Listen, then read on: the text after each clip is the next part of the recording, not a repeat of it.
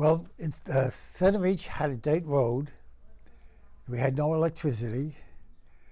The only thing that came through it was Dugan's Bakery. They came through twice a week, and they sold bread and pies and cookies and stuff like that. Center Beach only had a couple of buildings in it.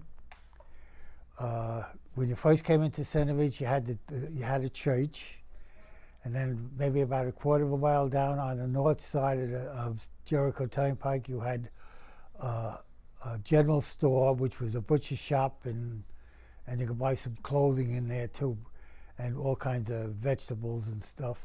Then a little further down, you had Ulrich's post office, deli, and real estate office. Then across the street, you had beauty parlor and barber shop together. Then you had a little hardware store. Then you had a dry goods store, and I can't remember what the other store was.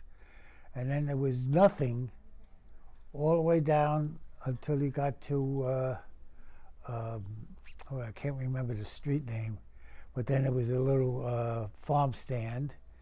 And then there was nothing all the way down until you got to, just before you got to Ronkonkoma Boulevard, and you had a junkyard and a gas station. And on the next street, which was, what the heck was the next street? Selden, I think it was Selden they called it, Selden Street. There was another gas station, but it used to be an old showroom for cars. And there was a guy that was a Swedish fella that he repaired cars and all that. And that was it. That was the whole thing in Center Beach. Well, I remember Horse Block Road. It was only a block, well, maybe about a half a mile long.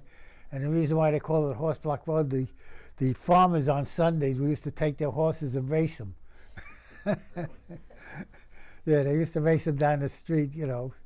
And that's why they called it Horse Block Road. And then they made it longer. Time we were coming out with my father, and he got a flat tire, and he changed that, and then he went a little distance further, and he got another flat tire, and he had to take it off and walk into a gas station. Then he came back, put the tire on, turned the car around, and went to Jamaica Avenue, and the first car dealer he seen, he pulled in and bought a brand new car. And my mother was mad at him for a month because all he needed was tires, and he went out and bought a new car. Well, I went through boot camp, and from boot camp I went to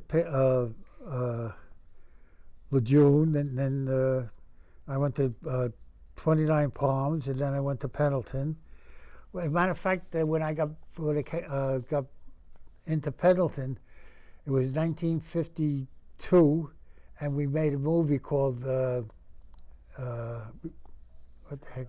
Huh? Retreat Hell. Oh yeah, Retreat Hell, and what do you call it? Richard Carlson was in it, and Frank Lovejoy was in it, and I don't remember who the woman was, but I do remember the party that they gave us. After the movie was over, all the officers got a big party. They got steak and lobster and all that, and they had a great time. They had all kinds of whiskey and all that. And then when it was for the troops to go in and have their party, we had bologna sandwiches and Kool-Aid. And we made it in the summertime, and it was red hot, and we had these winter gear on, and we kept walking around in a circle. And for them to imitate snow, they had these big 10-foot fans, and they had 4 guys with shovels throwing the ivory soap into the fans, and it was blowing all over the place. But it was fun. It was fun. I have no complaints.